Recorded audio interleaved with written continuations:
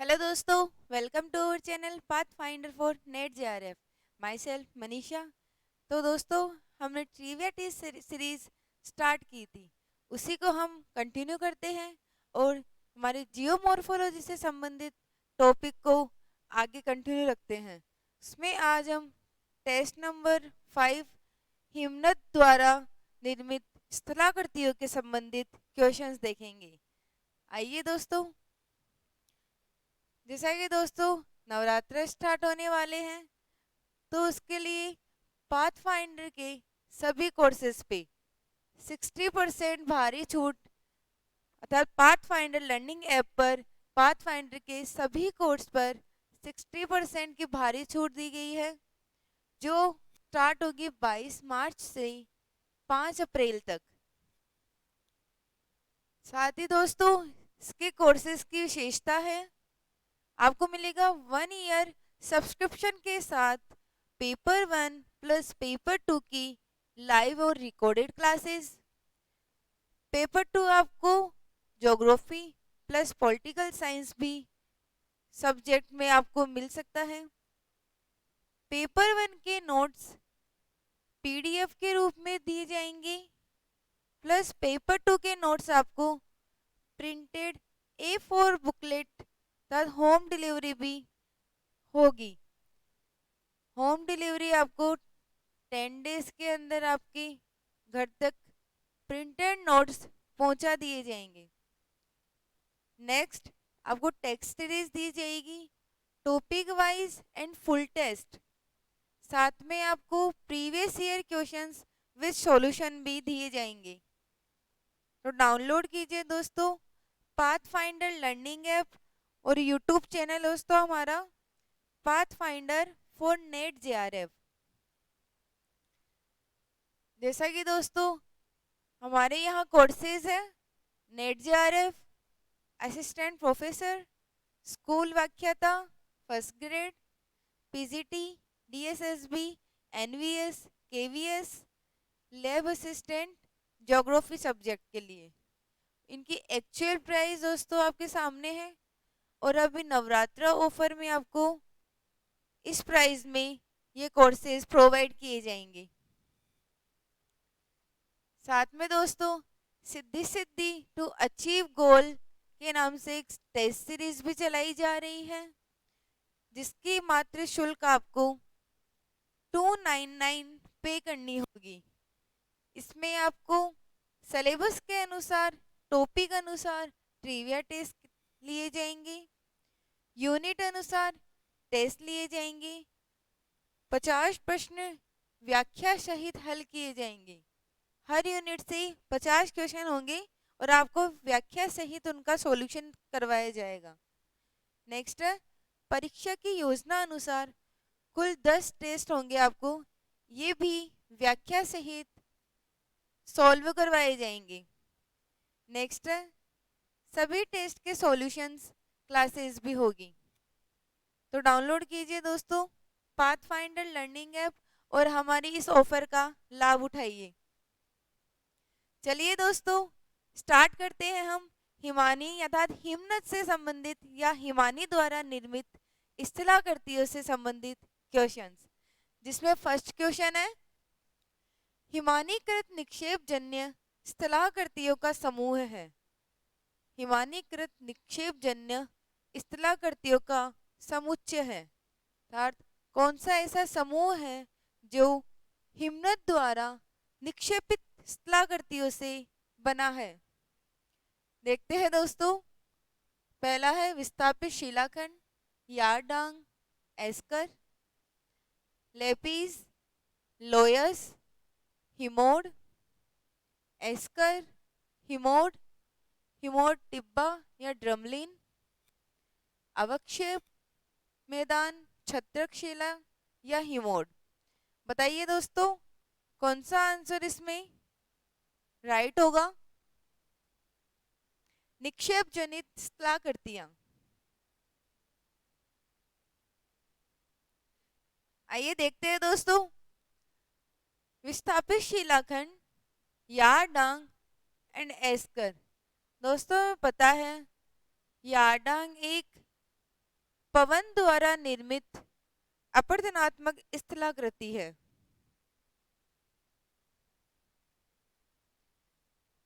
तो ये ऑप्शन गलत हो जाएगा।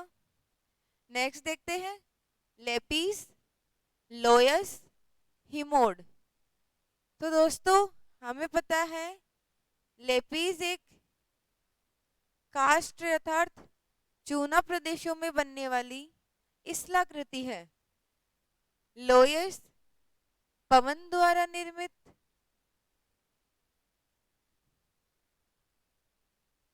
स्थलाकृति है। हिमोड हिमनद द्वारा निर्मित एक निक्षेपात्मक स्थलाकृति है। तो ये ऑप्शन भी गलत हो जाएगा।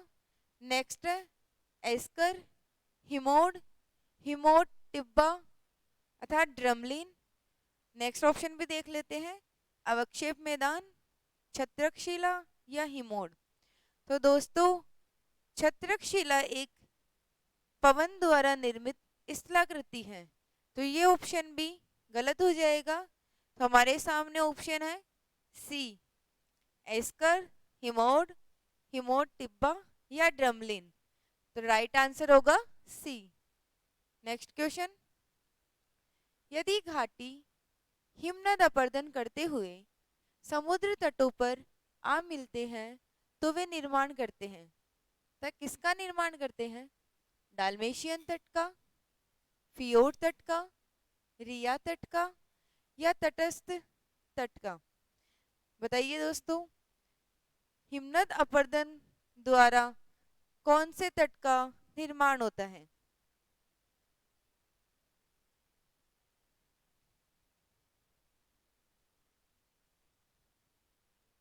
देखते हैं दोस्तों, डाल्मेशियन तट क्या होते हैं दोस्तों? डाल्मेशियन तट होते हैं जब समुद्र के समानांतर कोई पर्वत श्रेणियां उपस्थित हो तो उसे डाल्मेशियन तट कहते हैं। अर्थात समुद्र के समानांतर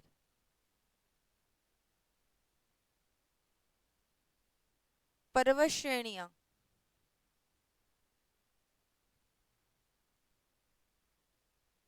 जैसे कोई समुद्र है, इसके समानांतर कोई पर्वत श्रेणियां हो तो इसे डाल्मेशियन तट कहते हैं। नेक्स्ट है फियोर्ड तट। फियोर्ड तट दोस्तों हिमनद द्वारा अपरदन से बनने वाली या समुद्र तटों पर जब हिमनद द्वारा अपरदन होता है तो उससे फियोर्ड तट का निर्माण होता है।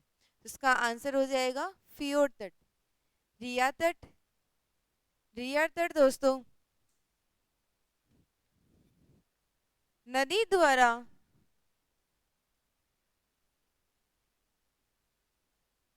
बनने वाली नदी द्वारा निर्मित तट होता है, तो इसका आंसर हो जाएगा बी। फियोर्ड तट हिमनद तथा हिमानी द्वारा निर्मित होता है। नेक्स्ट क्वेश्चन, हिमनद अपक्षेप मैदान का निर्माण उदाहरण है? किसका उदाहरण है हिमनद अपक्षेप मैदान? हिमानी निश्रित जलधारा निक्षेपण का, तलस्थ हिमोड का, हिमनद के उत्पाटन का या पार्श्विक हिमोड का? हिमनद अपक्षेप मैदान किसका उदाहरण है? बताइए दोस्तों।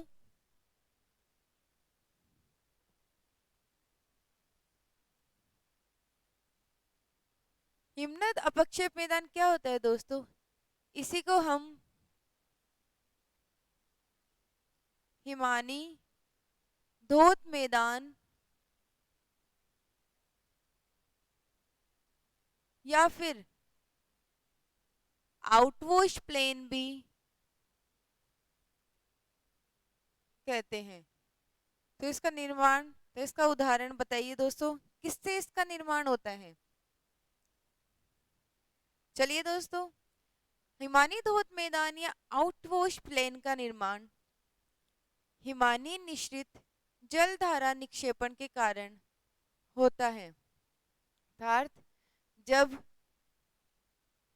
हिमनद का निक्षेपण होता है तो हमें पता है हिमोड की आकृति बनती है, अर्थात कंकड़ पत्थरों का जमाव हिमोड़ कहलाता है। हिमोड़ हमें पता है 4 प्रकार के होते हैं: पार्श्विक हिमोड़, मध्यस्थ हिमोड़, तलस्थ हिमोड़ और अंतस्थ हिमोड़।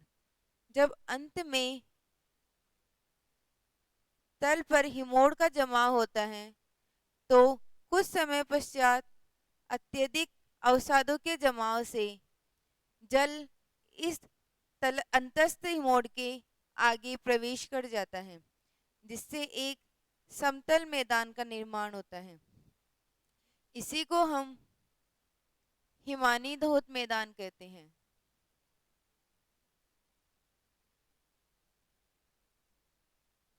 अर्थात हिमानी मिश्रित जलधारा निक्षेपण से हिमनद अपक्षेप मैदान का निर्माण होता है। नेक्स्ट क्वेश्चन, मैटरहॉर्न स्थित है। मैटरहॉर्न कहाँ स्थित है? रॉकी पर्वत में, आल्प्स पर्वत में, एंडीज पर्वत में या एटलस पर्वत में? कहाँ पर मैटरहॉर्न स्थित है?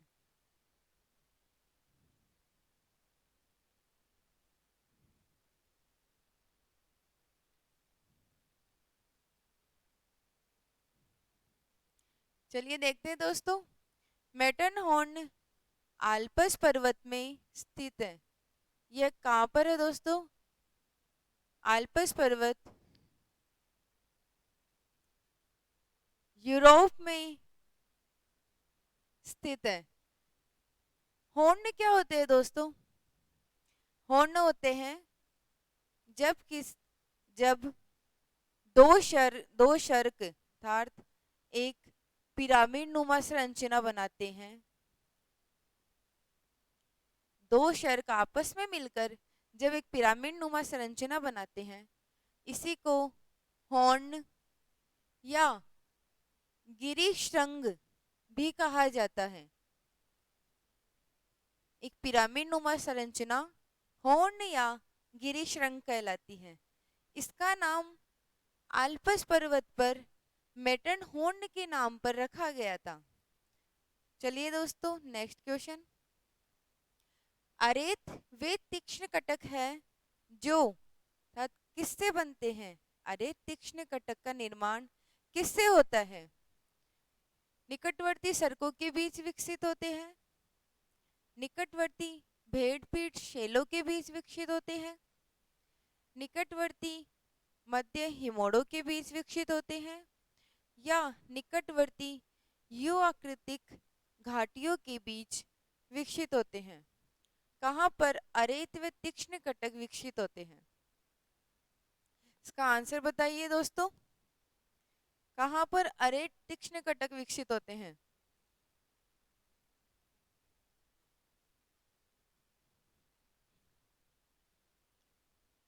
चलिए देखते हैं दोस्तों।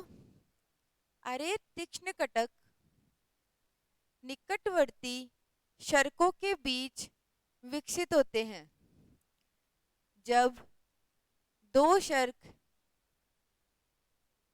विपरीत दिशा में विकसित होकर एक दूसरे की ओर बढ़ते हैं। अर्थात एक शर्क इस दिशा में विकसित हो रहा है, एक शर्क इस दिशा में विकसित हो रहा है। जब ये दोनों शर्क एक दूसरे की ओर मतलब गतिशील होते हैं तो बीच में एक कंघीनुमा स्थलाकृति का निर्माण होता है। इसी को अरेत तीक्ष्ण कटक कहा जाता है। तो शर्कों के बीच विकसित होने वाली स्थलाकृति अरेत तीक्ष्ण कटक कहलाती है।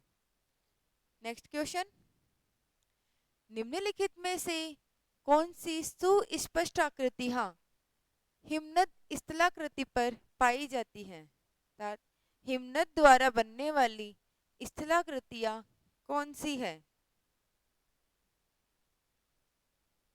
हिमानीधोत मैदान,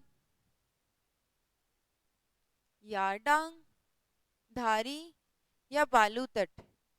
कौन सी इनमें हिमनद द्वारा बनने वाली स्थलाकृतियां हैं?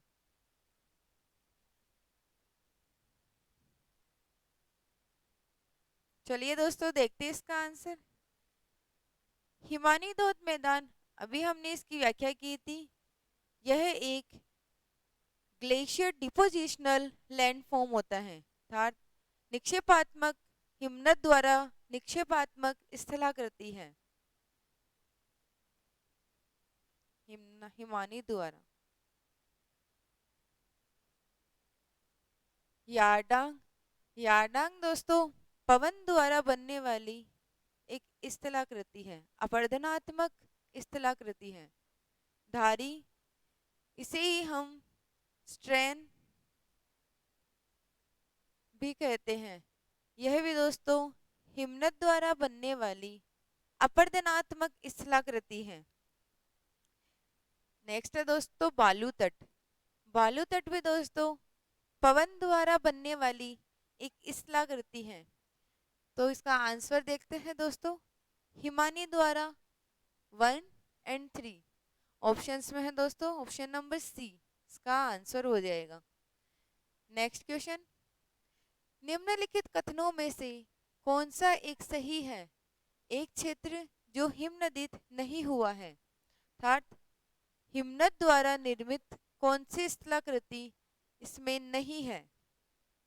लटकती घाटियां, हिमगह्वर या पिरामिड शिखर, ड्रमलिन्स या वी आकार की घाटियां, कौन सी इसमें हिमनद द्वारा निर्मित स्थलाकृति नहीं है?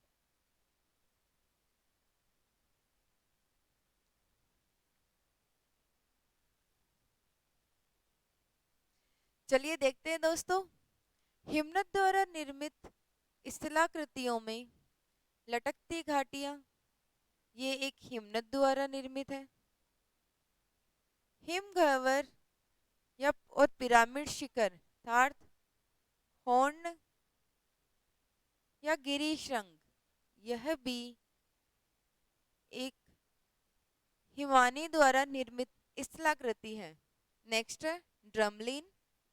ड्रमलिन भी दोस्तों ग्लेशियर टोपोग्राफी है।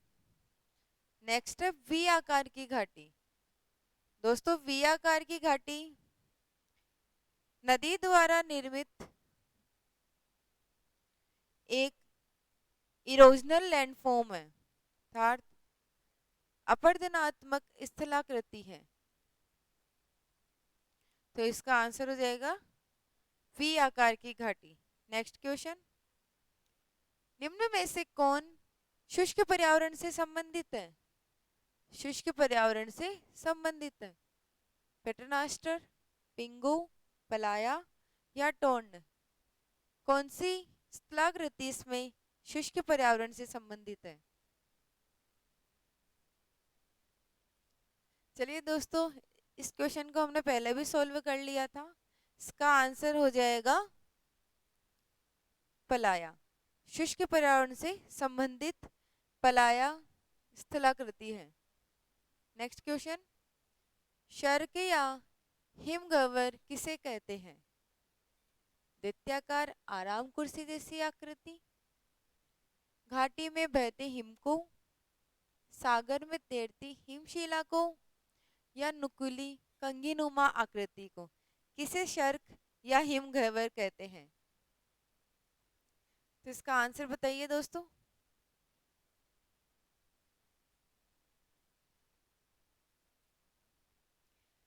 चलिए देखते हैं दोस्तों,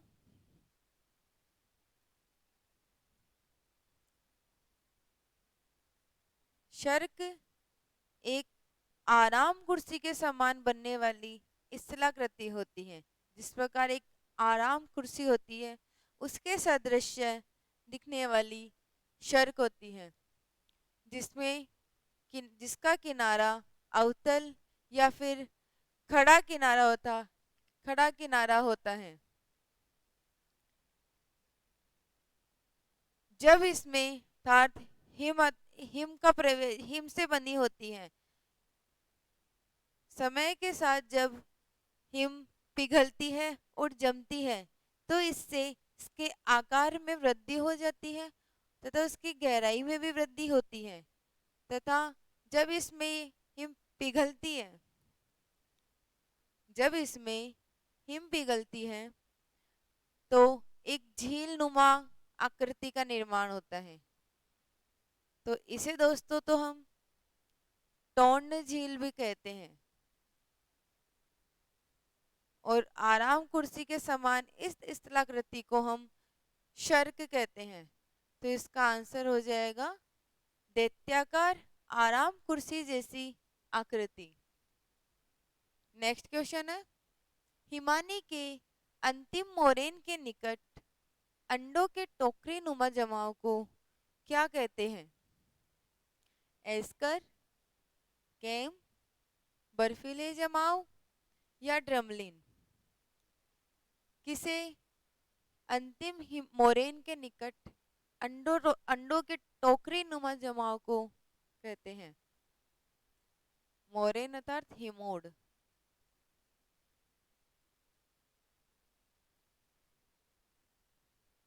एक बास्केट टोपोग्राफी किसे कहते हैं?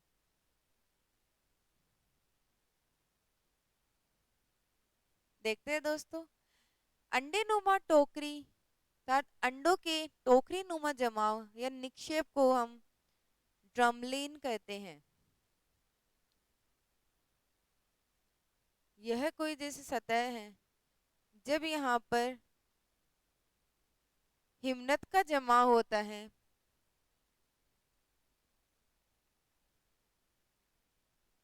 कुछ समय पश्चात इस पर एक और हिमनद का जमाव होता है। इस प्रकार ये प्रक्रिया निरंतर लगातार चलती रहती है, जिससे देखने पर इसमें अर्थात जिसे देखने पर ऐसा प्रतीत होता है जैसे कि अंडों की टोकरी को रखा गया हो, या फिर इसे ही हम उल्टी नाव के समान आकृति भी कहते हैं। अर्थात यह देखने पर प्रतीत होती है कि जैसे कि कोई उल्टी नाव रखी गई हो। नेक्स्ट क्वेश्चन, हिम व जल की सम्मिलित क्रिया से निम्न में से कौन सी निक्षेप आकृति बनती है? डिपोजिशनल लैंडफॉर्म, एस्कर, पार्श्विक हिमोड, टोर्न झीलें, श्रृंग या पुच्छ? कौन सी आकृति हिम और जल की सम्मिलित क्रिया से बनती है? तो बताइए दोस्तों।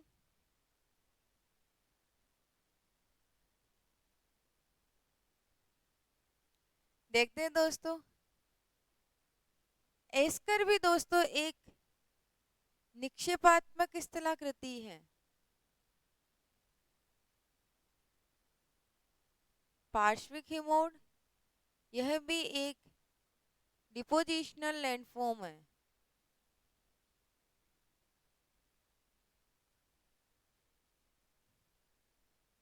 परंतु हिम और जल की सम्मिलित क्रिया से टोर्न झील का निर्माण होता है। श्रृंग एंड पुच्छ इरोजनल लैंडफॉर्म है।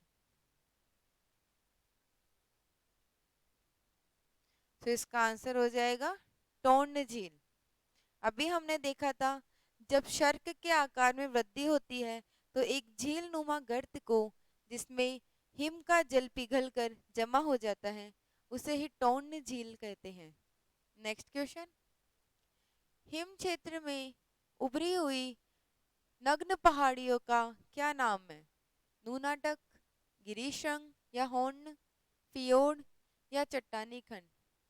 कौन हिम क्षेत्र में उभरी हुई नग्न पहाड़ियां हैं?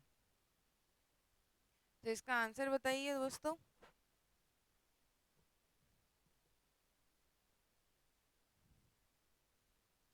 चलिए देखते हैं दोस्तों, हिम क्षेत्र में उभरी हुई नग्न पहाड़ियां। तो दोस्तों, हिमनद में अर्थात हिमानी मैदान में या हिमानीकृत हिमनद मैदान में अवशिष्ट पहाड़ियों को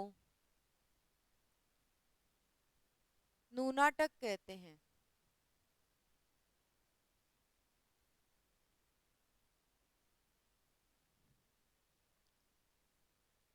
हमने नदी द्वारा निर्मित स्थलाकृतियों में भी देखा था कि जहाँ पर समतल मैदान होता है तो कोमल चट्टानें अपना अपर्दन करके समतल मैदान में परिवर्तित हो जाती हैं, लेकिन कठोर चट्टानें कहीं कहीं एक टीले के रूप में उभरी हुई रहती हैं, जिन्हें हम पेनीप्लेन कहते हैं। पवन द्वारा निर्मित स्थलाकृतियों में भी अवशिष्ट पहाड़ियां देखी थी, जिन्हें हम इंसेलबर्ग कहते हैं। और हिमनद द्वारा निर्मित या हिमनद क्षेत्र में उभरी हुई अवशिष्ट शंक्वाकार पहाड़ियों को नूनाटक कहते हैं। नेक्स्ट क्वेश्चन, पिंगो स्थलाकृति निम्न में से किस क्षेत्र में पाई जाती है? मरुस्थलीय क्षेत्र में, समुद्र तटीय क्षेत्र में, परिहिमानी क्षेत्र में, या अगाध सागरीय क्षेत्र में? पिंगो स्थलाकृति किसके द्वारा निर्मित होती है? बताइए दोस्तों इसका आंसर। चलिए देखते हैं दोस्तों। पिंगो स्थलाकृति एक परिहिमानी स्थलाकृति होती है, अर्थात परिहिमानी क्षेत्रों में अवशिष्ट पहाड़ियां।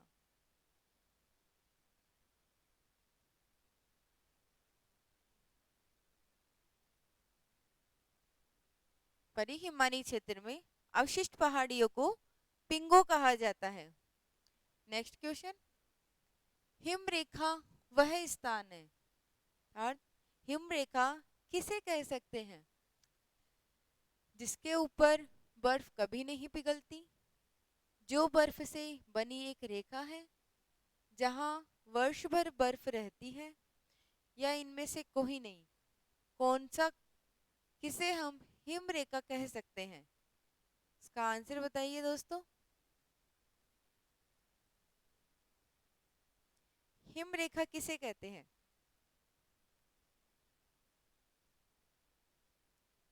चलिए दोस्तों इसका आंसर देखते हैं। हिम रेखा वह स्थान है जिसके ऊपर बर्फ कभी नहीं पिघलती, अर्थात हमेशा उस रेखा पर बर्फ जमी रहती है, उसे हिम रेखा कहते हैं।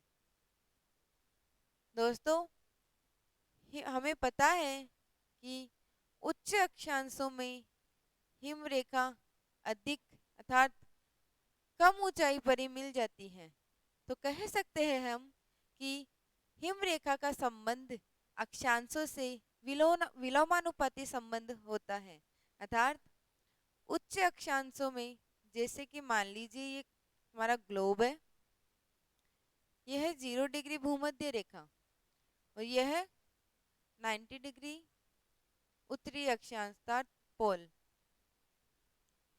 हमें पता है कि हिम रेखा अक्षांशों से विलोमानुपाती संबंध रखती है, अर्थात भूमध्य रेखा पर यह अधिक ऊंचाई पर पाई जाएगी, परंतु ध्रुवों पर यह सतह पर या समुद्र तट पर ही हिम रेखा पाई जाती है। इसका एग्जाम्पल हम देखते हैं दोस्तों, जैसे कि हिमालय पर्वत पर हिम रेखा लगभग 4300 से 4500 मीटर की ऊंचाई पर ही पाई जाती है, जबकि ध्रुवों पर यह सतह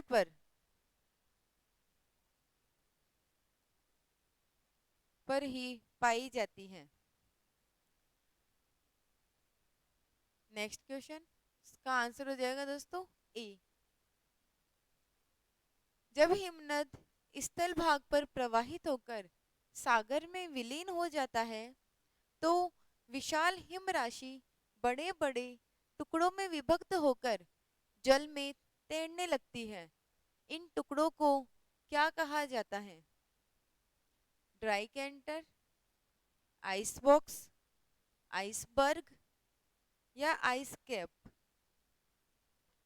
बर्फ के टुकड़ों को तथा हिम राशि के बड़े बड़े टुकड़ों को क्या कहा जाता है जब वह जल में अर्थात अपने बड़े टुकड़े से विभक्त होकर जल में तैरने लगते हैं? तो बताइए दोस्तों इसका answer.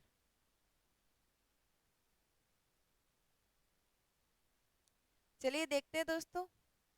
Dry canter. Dry canter क्या होता है दोस्तों? यह है त्रिपहल या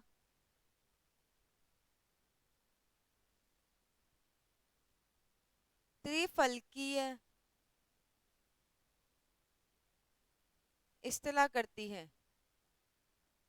जो पवन द्वारा निर्मित होती है। ये ऑप्शन गलत हो जाएगा दोस्तों। आइस बॉक्स, आइस बॉक्स भी नहीं होगा दोस्तों। आइस कैप, आइस कैप होती है दोस्तों जैसे ये कोई पहाड़ी है, इस पहाड़ी पर की सबसे अधिक तथा सबसे ऊपर हिम की चादर होती है, इसी को आइस कैप कहा जाता है। ये भी नहीं होगा दोस्तों। इसका आंसर होगा आइसबर्ग। आइसबर्ग हिम राशि के बड़े बड़े टुकड़ों से विभक्त होकर जल में तैरने लग जाते हैं।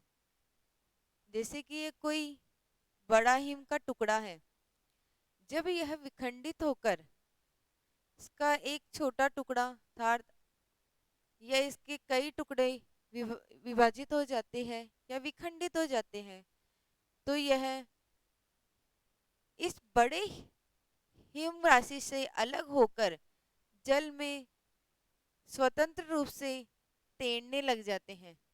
इन्हें ही आइसबर्ग कहा जाता है। तो चलिए दोस्तों, आज के लिए इतने ही क्वेश्चंस। मिलते हैं हम नेक्स्ट सीरीज में। अगर आपको वीडियो पसंद आ रहा है तो लाइक कीजिए, कमेंट कीजिए और path finder for NET JRF app को अर्थात path finder learning app download कीजिए और हमारा YouTube channel path finder for NET JRF को सब्सक्राइब कीजिए, जिससे आपको हमारे नए वीडियोस के लिए नोटिफिकेशंस मिलते रहेंगे। और इसी तरह आप अपनी प्रिपरेशन में लगे रहिए दोस्तों। Bye, take care, thank you दोस्तों।